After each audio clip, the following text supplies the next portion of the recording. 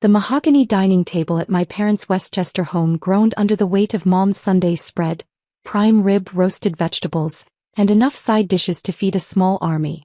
The real feast, however, was the endless serving of praise for my brother Michael's medical practice, delivered with the same ritualistic precision Mom applied to her famous Yorkshire pudding recipe. "Michael just hired his third nurse practitioner," Mom announced to our assembled relatives, her voice carrying the pride typically reserved for Nobel Prize announcements.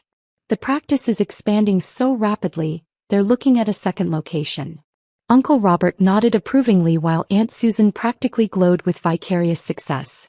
Michael sat at Dad's right hand, wearing scrubs that somehow looked more distinguished than most people's formal wear, recounting his latest surgical procedures with practiced humility.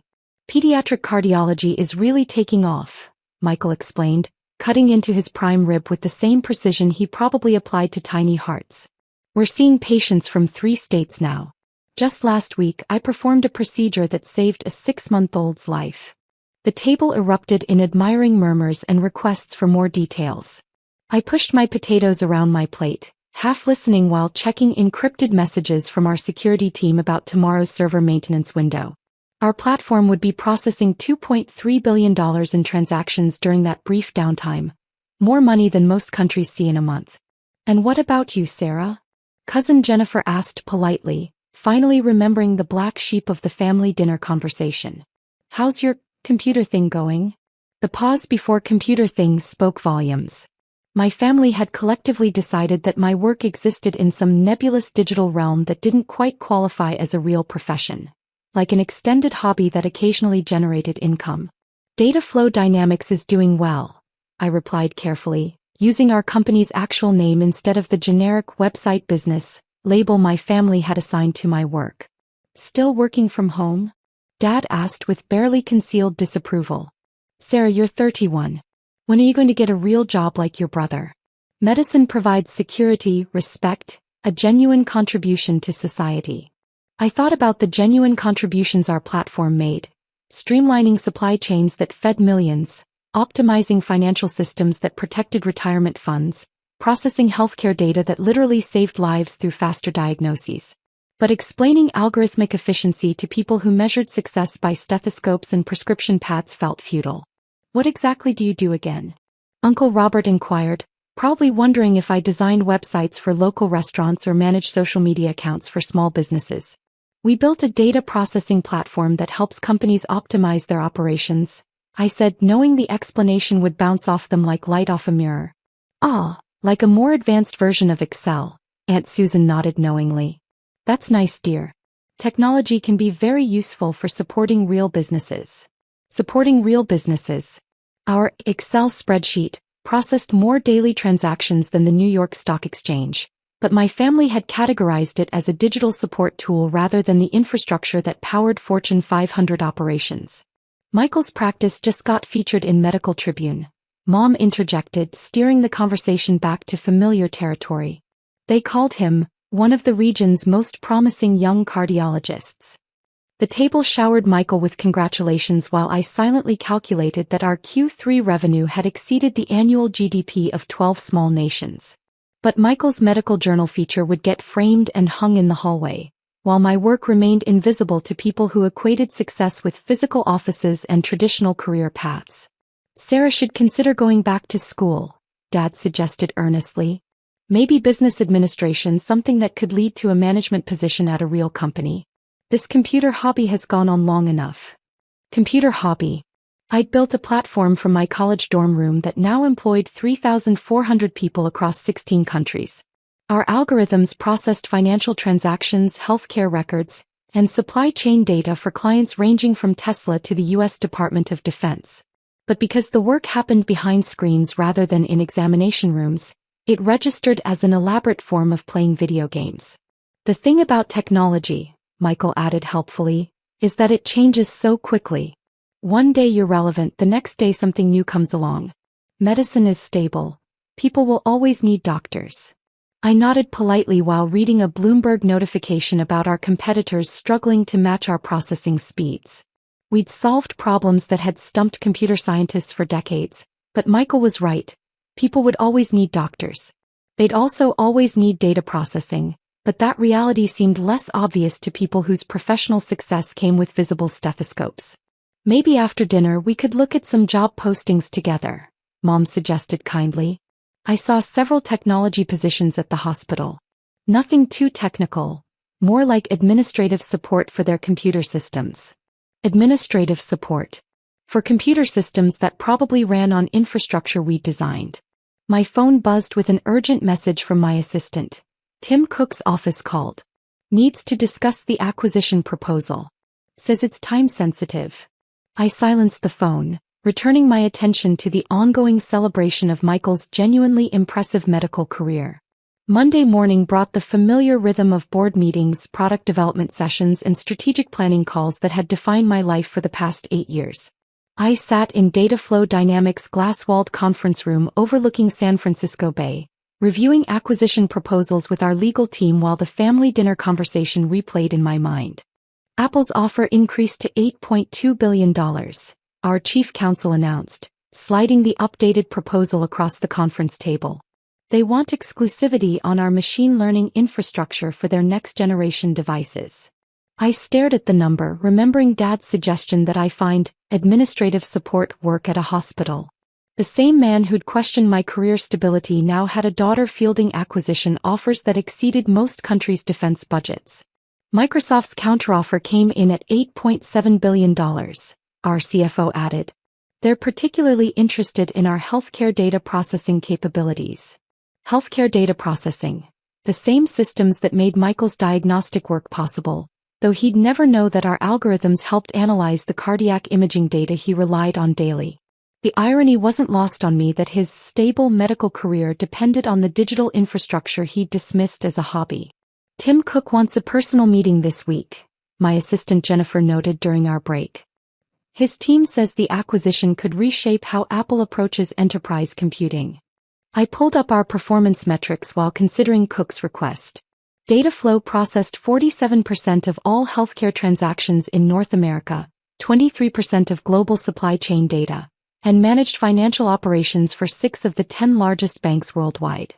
We'd become the invisible backbone of digital commerce, handling everything from Amazon's logistics to the Federal Reserve's daily operations. Tuesday's family group chat brought updates about Michael's latest surgical success and Mom's garden club achievements.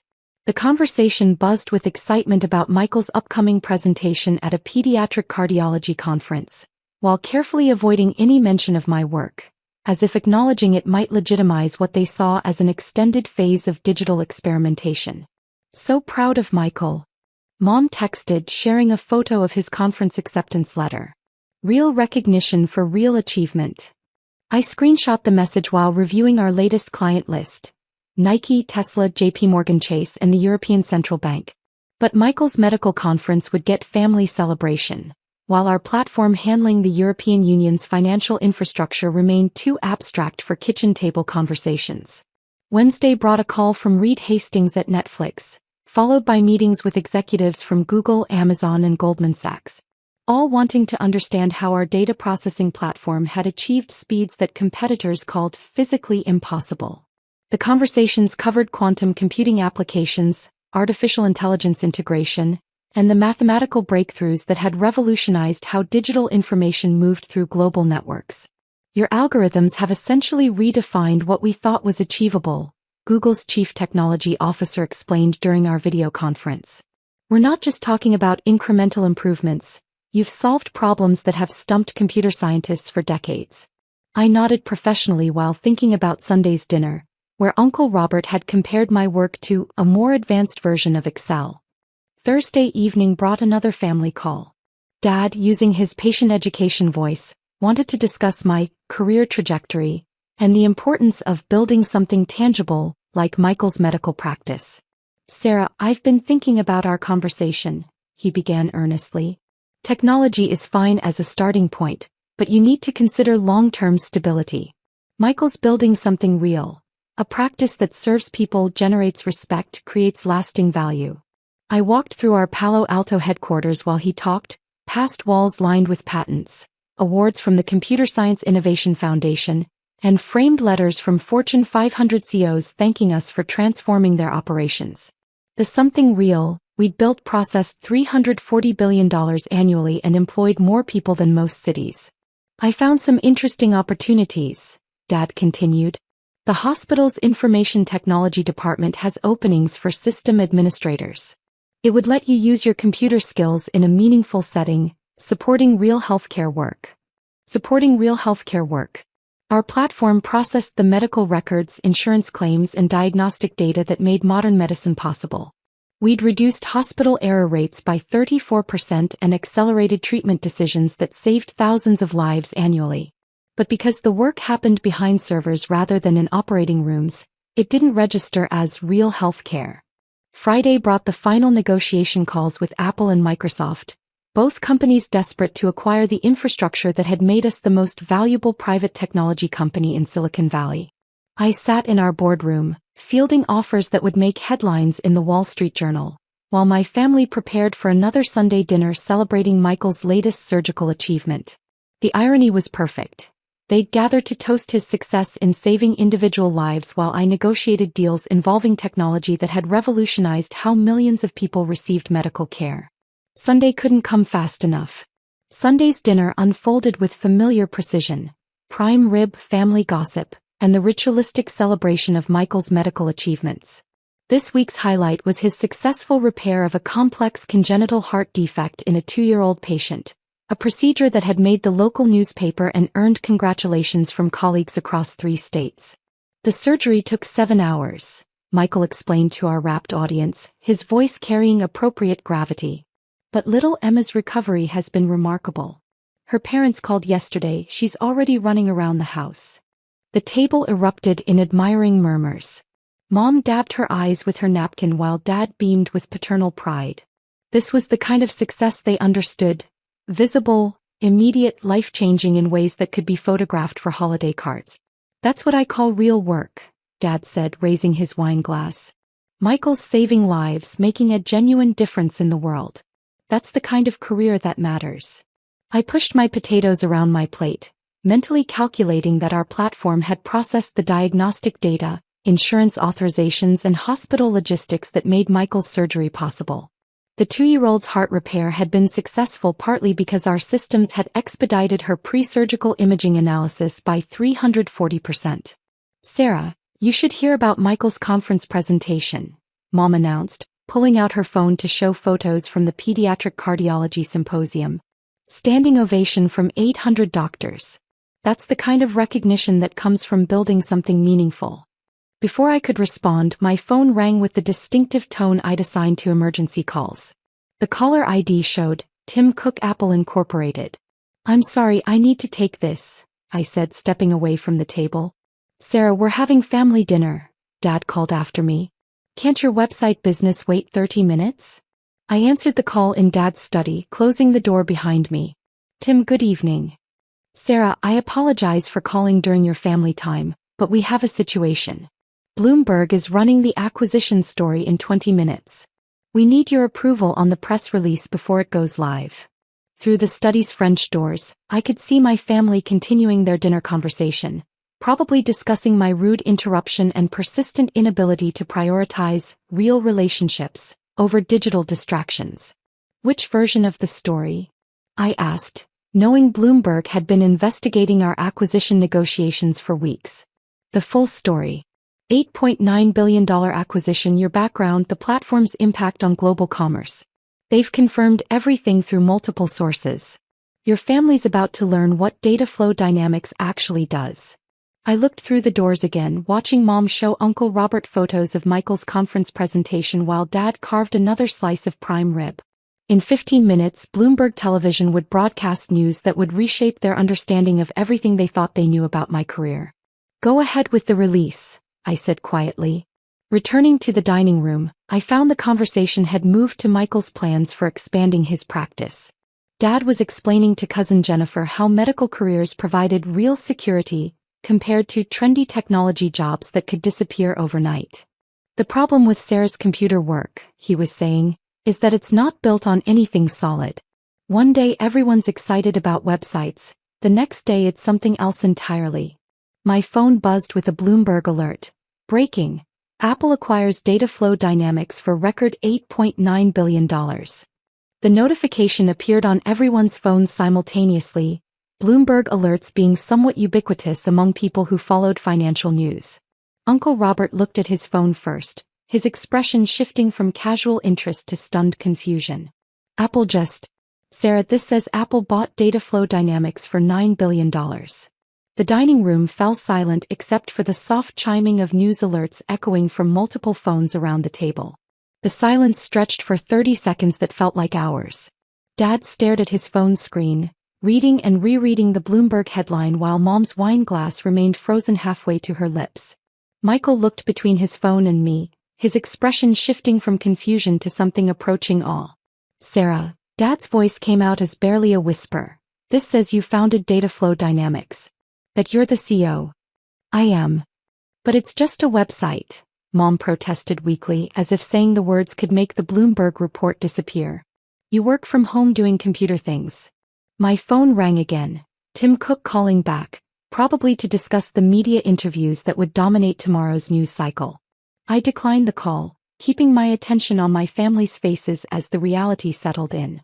$9 billion, Uncle Robert repeated slowly. Sarah, you sold your company for $9 billion.